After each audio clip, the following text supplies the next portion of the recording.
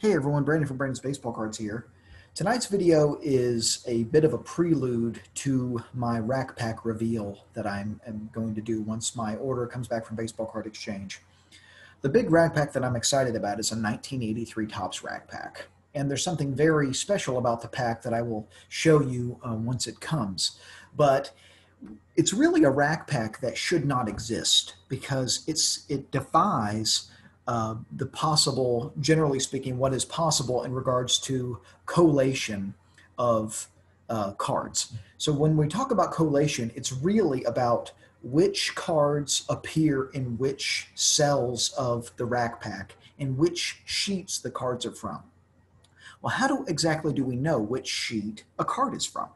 How do we determine if the collation is out of whack for a rack pack? Well, if we look at 1983 Topps, you can see down here there's a letter at the bottom left-hand corner of this card. There's a letter with an asterisk. This is the sheet that the 1983 Topps Cal Ripken appeared on. It appeared on C sheet. And with rack packs, generally speaking, and for most years that Topps produced rack packs, there were certain sheets that were possible in a specific cell. Okay, so let's go ahead and discuss this in a little more detail.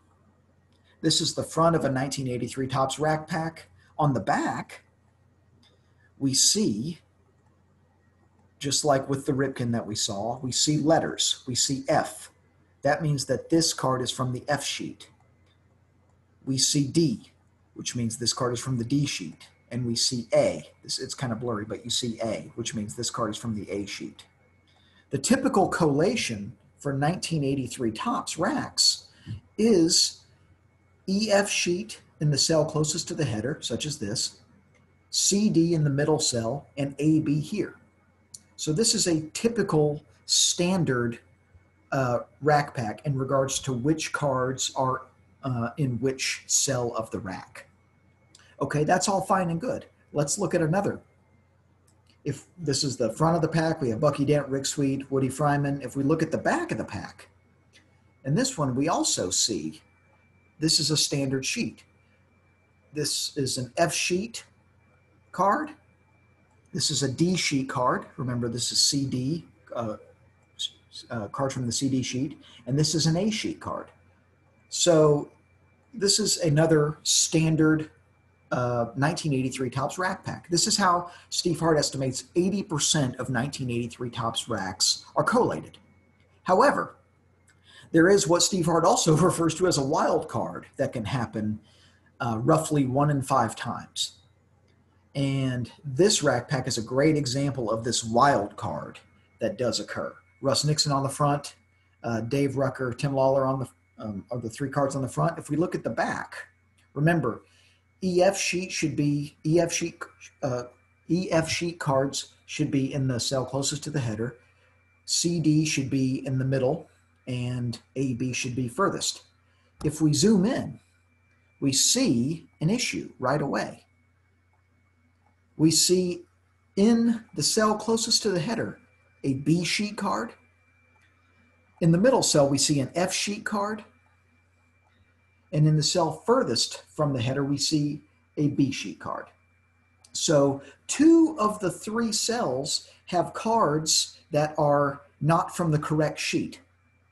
How could this be? Well, I've recently exchanged emails with Steve Hart about 1983 Topps, and basically what happened is approximately, and this is Steve Hart's number, not mine, but approximately 20% of the time, 1983 racks have this wild card collation where essentially anything could happen. And what that means is basically any card can appear in any cell at any time. So in 1 in 5 83 Topps racks, we can see some really crazy cards appearing in cells, cards that should not be where they are. There's no reason for a B sheet card to be here, right? But this is just one of the random things about 83 Topps, and 1985 Topps is also known for having a similar issue. But 1983 Topps, for whatever reason, there is this random wild card that does occur. And essentially what happened is whenever you have a rack pack like this, where the cards are not in the proper cell, each of these cells has cards from A, B, C, D, E, and F. So without obviously having access to this rack and shuffling the cards around to see all of the cards in each rack, this cell should have cards from A, B, C, D, E, and F, all 6 sheets. This one should also, and this one should also.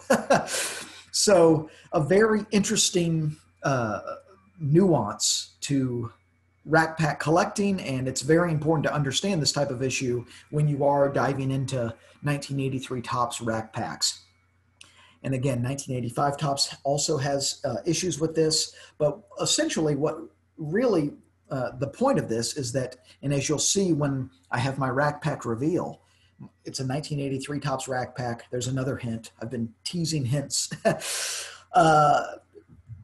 Really what is happening here is that we get some really, really interesting combinations of cards that sometimes occur. We get some rack packs that, again, should not exist if Topps collated every rack pack correctly.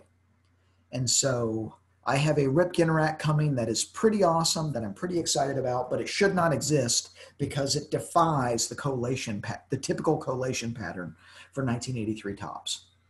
So with that, I hope this has been informative. Please drop any comments or questions below. I hope you all have a great night. Keep collecting vintage baseball.